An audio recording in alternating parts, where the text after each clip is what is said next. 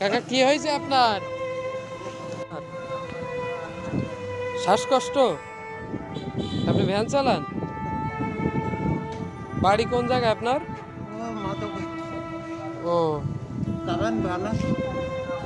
তা আপনার যে অবস্থা, আপনি কিভাবে ভ্যান চালাবেন?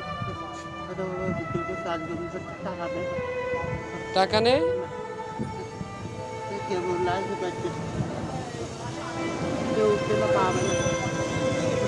এখন তো পা ভ্যানে কেউ ওঠে না, আর আপনি এই রাস্তায় আসছেন। ওই পাশের রাস্তায় হইলেও তো হয়।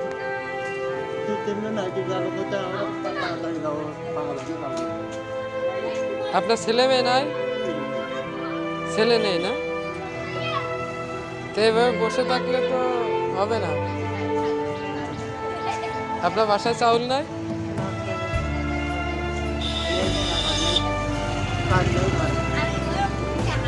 এক টাকাও নাই?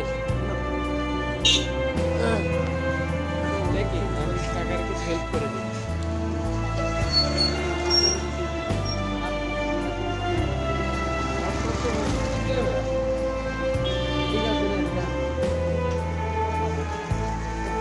চলে যান, বাড়ি চলে যান।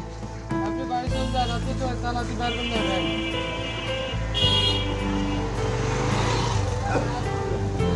এটা নিয়ে আপনি বাসায় চলে যান।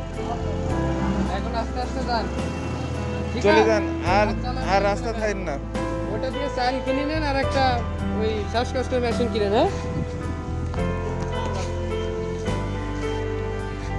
আমি আপনার পরে দেখা হলে আবার দিব, হ্যাঁ? এখন চলে যান, বাসায় যান। আচ্ছা, ঠিক আছে।